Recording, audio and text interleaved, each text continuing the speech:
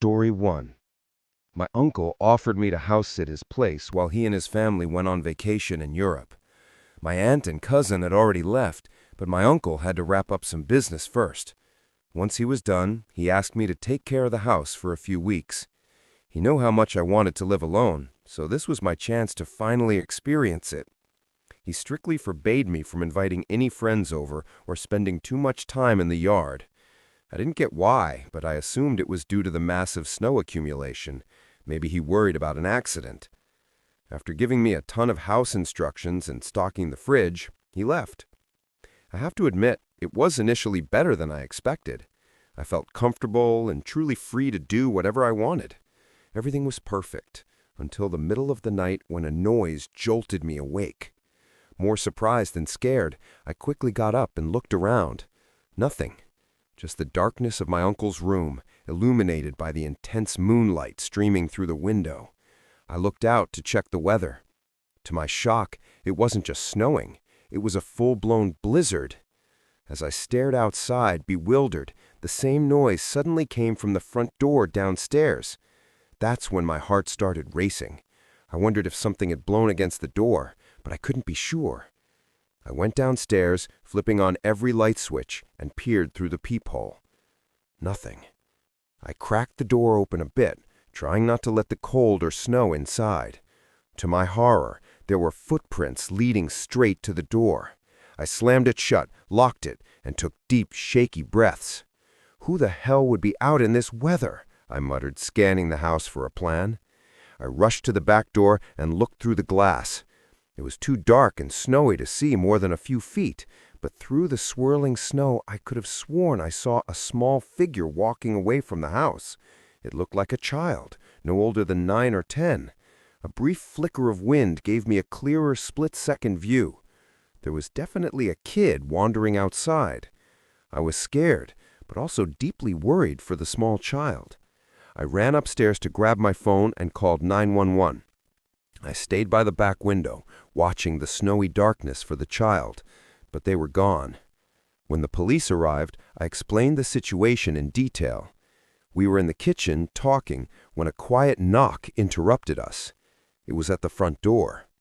One of the officers told me to stay put while they went to check.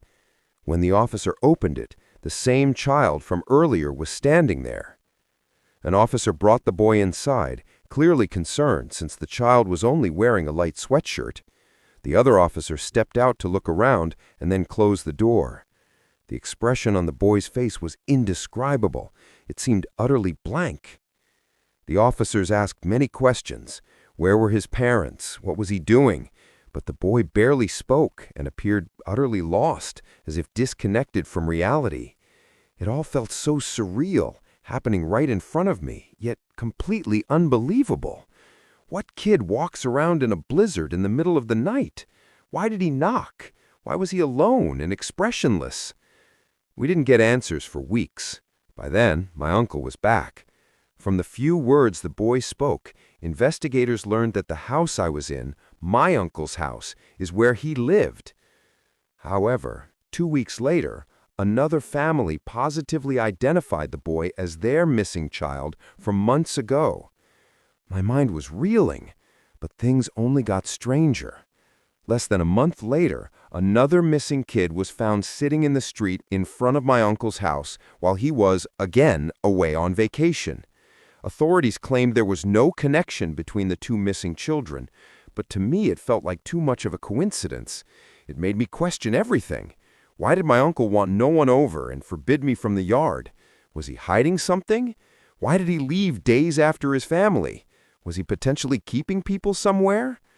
I might be completely overthinking it. The police checked the house after the first boy was found, and my uncle was compliant.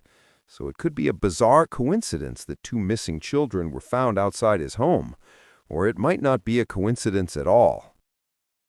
Story 2. Winter is my favorite season. There's something about the falling snow and the holidays that puts me in a good mood. However, I live in a cold state, which means tons of snowfall during the winter months. Having worked part-time for DoorDash for almost 3 years, I knew this made the job much harder. Roads take forever to plow, and even when they are, heavy snow quickly covers them again. While this made the job dangerous and sometimes impossible, I often chose to drive on days of heavy snowfall. The reason was simple: no one else would be out. Other DoorDash drivers would likely stay home, giving me access to a lot more orders and the chance to make serious money. Plus, customers tend to tip more, knowing they're putting you through a lot by ordering during a blizzard. It was the middle of December that year when a night of heavy snowfall hit. I couldn't start deliveries until 7 or 8 due to my other job, but as soon as I could, I hit the road.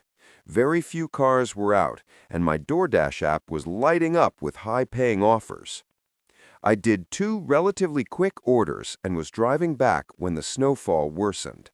Visibility was terrible, and the roads hadn't been plowed often enough. My car had all-wheel drive, but the snow was truly making me struggle. I slowed for a stop sign and could barely move again as my tires just spun. Finally getting through the intersection, another order popped up. I fought with myself for a second, then ultimately rejected it and closed the app. The roads were too dangerous, even for me. I wasn't far from the main town, so my goal was just to get closer, hoping the plows had cleared the roads there. I drove slowly, 20 in a 45 zone. As I crept along, I barely made out something large in the middle of the road ahead. Having failed to see it until it was too late, I slammed the brakes. My car stopped in time, but the back tire slid, sending my car off the road and into a thick snowdrift. Thankfully, it was a soft, low-speed crash, but my car was completely stuck. I knew I needed help. I gathered my thoughts, stayed calm, turned on my hazard lights, and used my phone to call for roadside assistance. I gave the man my location, and he said he'd be about 15 to 20 minutes. I happily agreed and thanked him. Leaning back, I was glad I hadn't accepted any more orders. A few minutes later, I noticed a flickering light in my side mirror. I made out an orange light flashing softly and coming toward me. As it got closer and parked behind me, it looked like a typical work vehicle with caution lights on top. Looking at my phone, only 4 minutes had passed since my call. This guy was really early, but I wasn't about to complain. After waiting for a couple more minutes, I heard a door slam behind me and saw a man walking toward my window. Once he was a few feet away, I rolled it down a few inches. "Hi, sir, did you need assistance here?" he said. "Yeah, I called a few minutes ago. Just need help getting back on the road," I replied, feeling a bit awkward explaining the obvious. "Right, let me see what I can do for you." The man walked around to the back of my car, inspecting it, presumably looking for a place to attach a hook. I never done this before, but I assumed they attached a winch and dragged you out. The man stood behind the car for a bit, and I watched him in the rearview mirror. Then a sudden rush of cold air shot through as the man opened the trunk. I looked back and saw him holding the trunk half open while his eyes scanned the inside of my vehicle. "Sorry," he muttered, slamming the trunk shut. It was incredibly weird that he randomly opened my trunk like that. I couldn't think of any reason he'd need to. My suspicions rose. He seemed clueless, and I started putting the pieces together. I quickly called the roadside assistance number again. A few anxious rings went by, and the same man from before picked up. My stomach dropped. "Hey, I'm just a couple minutes away. Did you need something else?" Just then, the guy came back up to my window and told me he needed my keys and for me to exit the vehicle for a minute while he prepared it. I kept the phone to my ear and awkwardly told him I needed a minute since I was on the phone. He didn't respond, but just stood there, watching me, as if listening to the conversation. Trying not to panic with him next to my door, I rolled the window up. The man immediately began knocking on the window, asking what I was doing in a rather aggressive tone. I locked the doors, and as soon as he heard the click, he tried pulling my door open and started yelling. I was terrified, knowing I couldn't go anywhere. As this happened, I heard another door slam from the truck behind me and saw a second man running toward my car with something in his hand. Then an extremely loud horn blared from behind us, followed by bright lights shining on my car. The two men ran back to their truck and immediately drove away, revealing the real roadside assistance truck.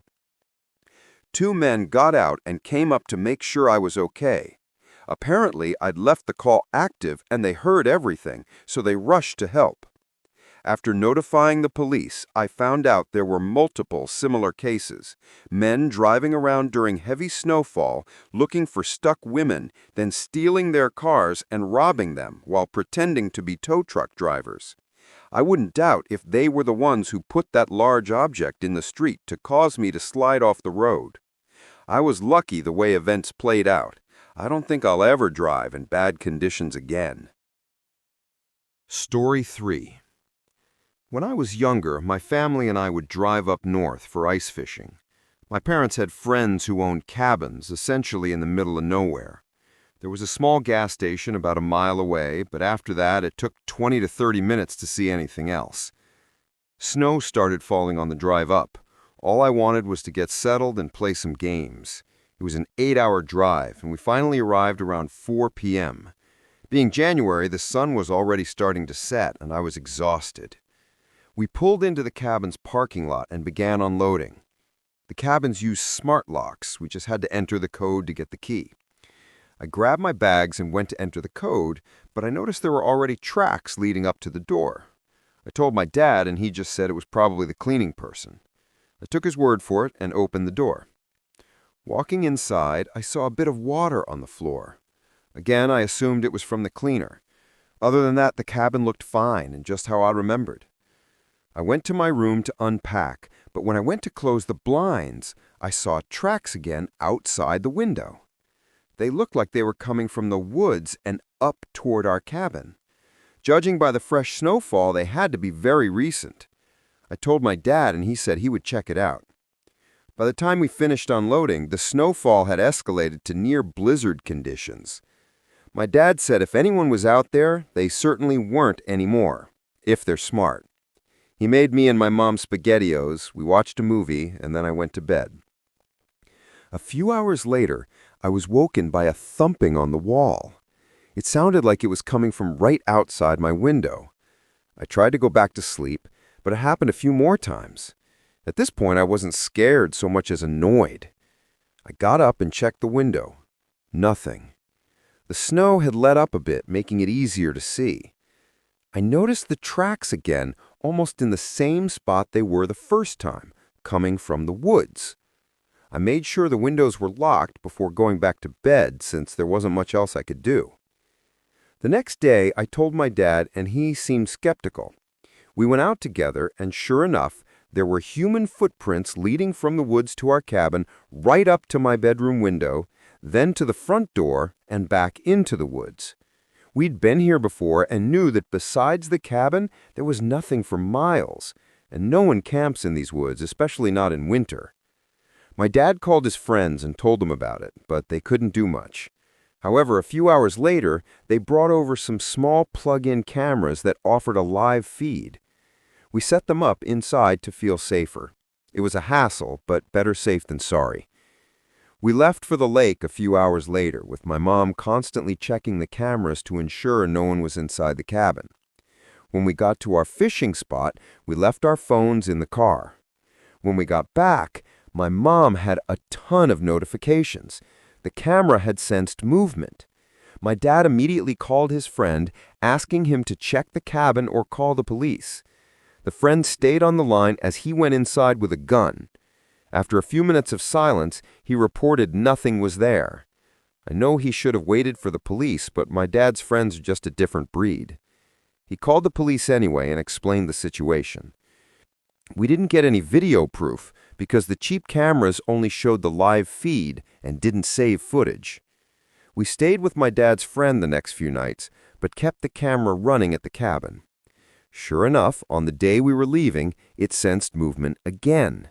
My dad and his friend rushed over, but again, nothing was inside. This time, however, there were tracks leading from the woods to the cabin, the exact same ones I saw on the first and second day. My dad thought about following them, but my mom urged him not to.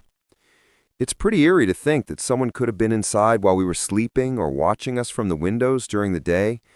Nothing ever came of it, thank God, but it was still one of the creepiest experiences of my life. The next few times we went up there, we stayed in a different cabin and nothing happened. My dad's friend said they never found out what was going on, and I guess the person stopped coming after we left.